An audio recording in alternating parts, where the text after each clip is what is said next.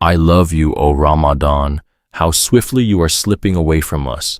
It feels as though it was just yesterday when we eagerly awaited your arrival, preparing our hearts and minds, setting goals for self-improvement, and longing for the endless mercy and forgiveness of Allah. And now, before we know it, we have reached your final days. As we near the conclusion of this sacred month, it is crucial to remain vigilant and not fall into certain common mistakes that could diminish our rewards. The end of Ramadan is not the time to slow down, but rather the moment to exert ourselves even more. One of the most unfortunate mistakes we can make is allowing laziness to take hold of us when we should be striving the hardest. Many of us began Ramadan with great enthusiasm, praying extra rak'ahs, making constant du'as, reading more Quran than we normally would, and trying to be more conscious of our actions. But as the days pass and fatigue sets in, some might start thinking, I have done enough, and begin to relax. Yet we must remember that actions are judged by their endings. The Prophet said, indeed, actions are judged by their endings. Consider a runner in a race. No matter how strong their start, if they slow down before the finish line, they risk losing everything they worked for. Similarly, if we allow ourselves to become complacent in the final days of Ramadan, we may miss out on the greatest rewards. This is the final stretch, the last opportunity to maximize our gains. If anything, now is the time to push harder, to pray more sincerely, to make dua with even greater desperation, and to seek Allah's mercy with deeper humility. The mistake of assuming the best nights are over. Another common misconception is assuming that the best opportunities for rewards have passed, particularly after the 27th night. Some people, after observing intense worship on the 27th, ease up, thinking that Laylatul Qadr must have already occurred. However, the truth is, we do not know for certain which night it falls on. The Prophet instructed us, seek it in the last 10 nights, in the odd-numbered nights.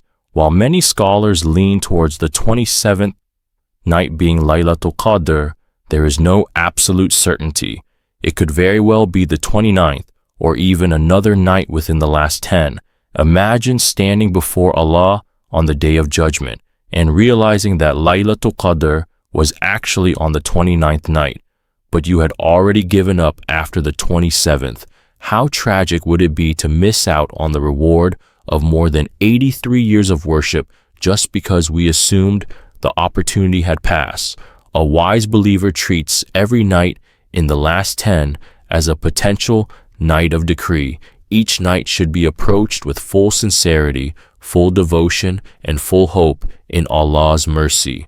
Push yourself even when you are tired, even when exhaustion whispers that you have done enough. Raise your hands in dua, stand for extra rak'ahs, and plead with Allah from the depths of your heart.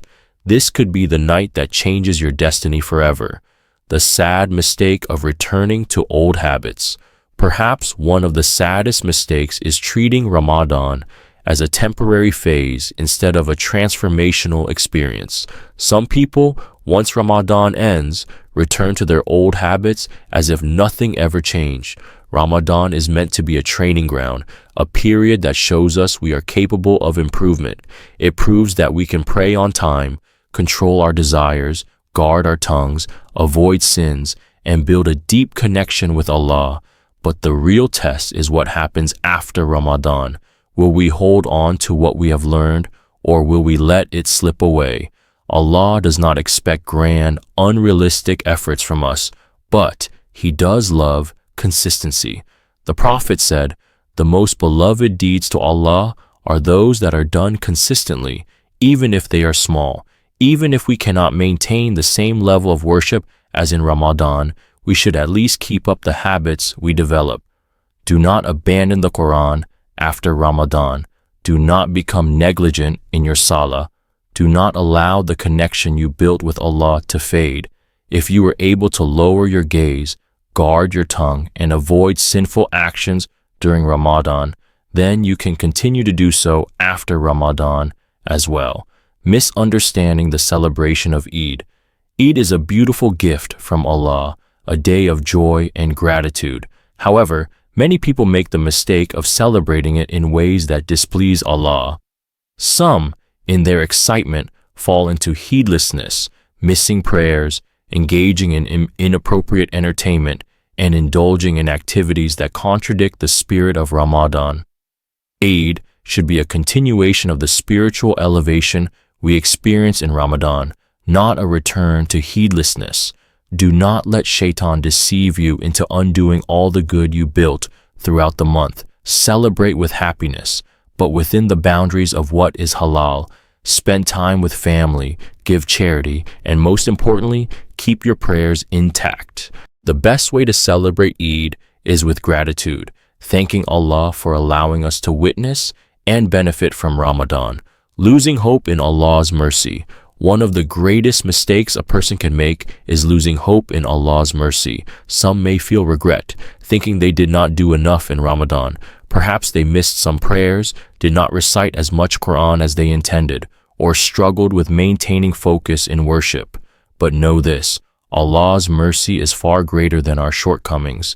The mere fact that you feel regret is a sign that your heart is still alive, that you still care, and that you still seek Allah's forgiveness.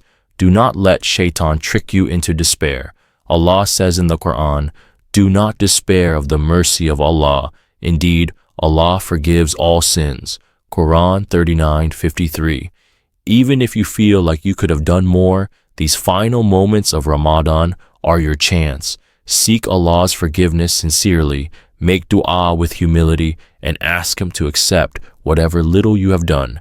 At the end of the day, it is not our deeds alone that will enter us into Jannah. It is Allah's mercy. Ending Ramadan on a strong note. My dear brothers and sisters, let us not be among those who falter at the end of Ramadan. Let us be among those who finish strong. These last moments are precious, and they are slipping away faster than we realize.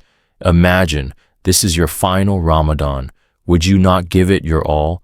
As we bid farewell to this blessed month, let us make a sincere promise to Allah that the changes we made in Ramadan will not be temporary, but rather the beginning of a lifelong journey towards Him. Let this Ramadan be a turning point, not just a seasonal boost in faith. May Allah accept our fasting, our prayers, and our efforts. May He forgive our shortcomings and make us among those who are saved from the hellfire. And may He bless us with the ability to continue on the path of righteousness long after Ramadan has ended. Ameen.